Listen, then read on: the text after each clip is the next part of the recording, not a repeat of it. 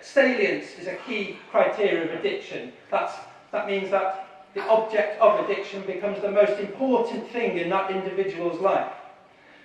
And for ontological addiction, the belief in a discrete I entity, the belief in a me and a mine and an I, dominates the person's thoughts, feelings and behaviours.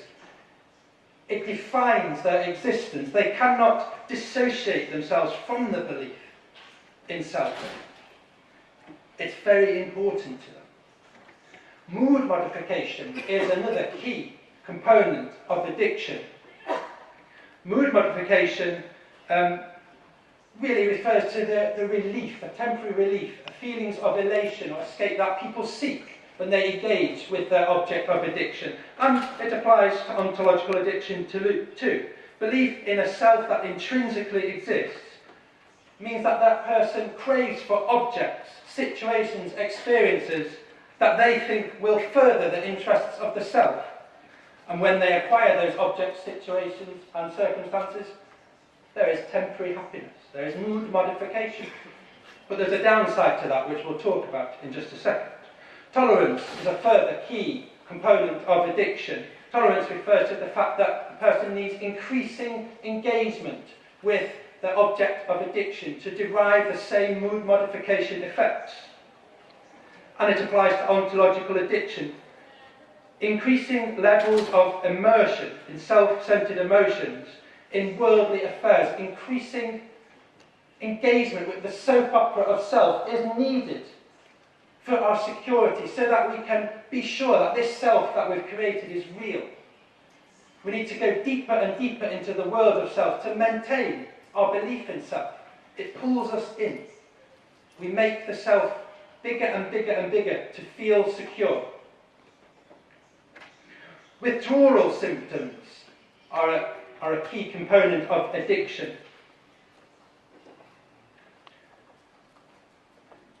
In fact, how many times in history has an individual who has had spiritual awareness and has taught to share that with people, how many times have they been pulled down? How many times have they been shunned, rejected? That's a story that repeats itself. Here, by the way, I'm not talking about attempts to alleviate individuals' addiction to themselves that are superficial. I'm talking about real spiritual development that takes big choices, that takes commitment, that takes letting go of self, that takes changing our entire perspective on our world, that takes waking up and having courage to practice mindfulness, to practice spiritual awareness here and now. That takes courage. That's what I mean by real attempts to engage with spiritual awareness, not superficial attempts which I'm sorry to say some mindfulness practitioners, as we see, seem to believe corresponds to authentic spiritual practice. It does not. A good example is Jesus Christ, isn't it? Jesus Christ is recorded to have attempted to share a message of spiritual awareness, of love, to help ease people off their addiction to selfishness. And what did the people do? They killed him. Perhaps quite an extreme example, but nevertheless.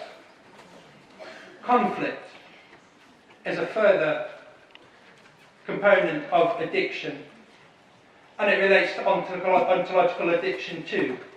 Selfhood relates in craving for objects, situations and experiences that are understood to advance the interests of the self. However, when we do not experience, when we do not reap that reward, there's internal, intrapsychic and interpersonal conflict. So that's the downside